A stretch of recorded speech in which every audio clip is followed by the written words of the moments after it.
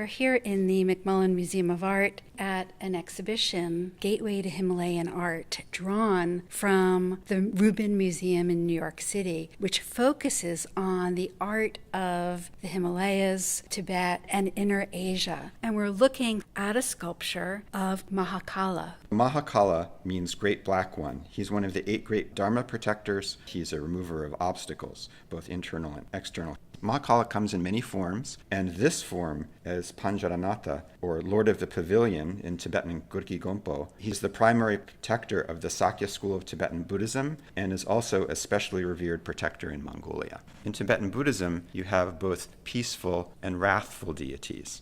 And we're certainly looking at a wrathful figure here. His eyes are bulging, his hair looks like flames. He's bearing his fangs, his tongue is lolling, he's ornamented with a diadem of skulls, with a garland of severed heads, and surrounded by flames. In his hands, we see a flaying knife and a skull filled with blood. And while these figures may be scary, they are in fact considered to be manifestations of wisdom and compassionate means, the 2 aspects required for attaining enlightenment. And so, for instance, he's standing on a corpse, and the corpse is the classic symbol of the ego, which is the greatest obstacle to attaining enlightenment, attachment to self. He is there to protect us, to help us on our path to enlightenment, and the object that he's holding across his chest is an object that's specific to this version, this emanation of Mahakala.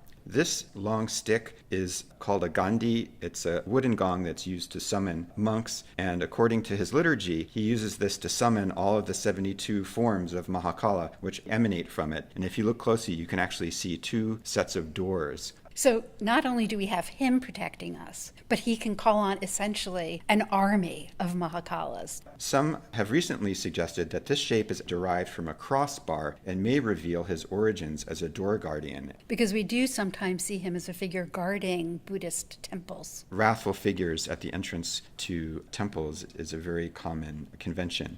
However, the origins of this gong aren't clear because this iconographic form cradling the Gandhi is not described in his early liturgies or sadhana. This, combined with the fact that figures in his retinue bear Tibetan place names, suggests that this particular form of Mahakala may have been a Tibetan invention.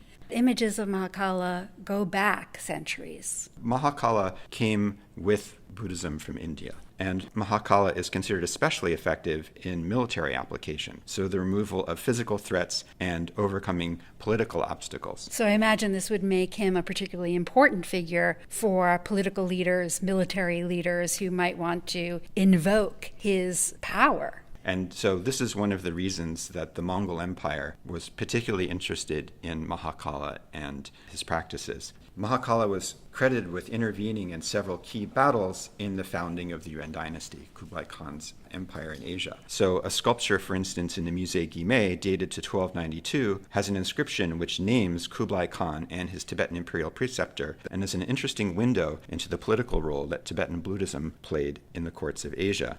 These states looked to Buddhism for answers to real-world problems, including military problems and political problems. And these state practices of wrathful deities and Mahakala continue to this day. It's part of the living tradition.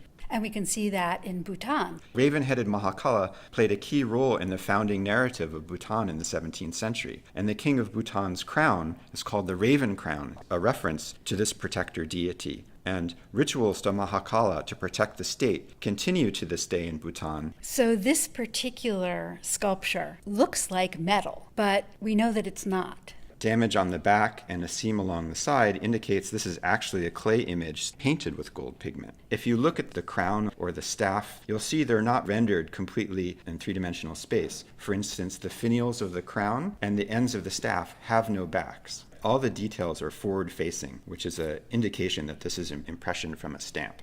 And we get to look at this beautiful figure of Mahakala and all of those associations that he brings with him here at the Macmillan Museum of Art.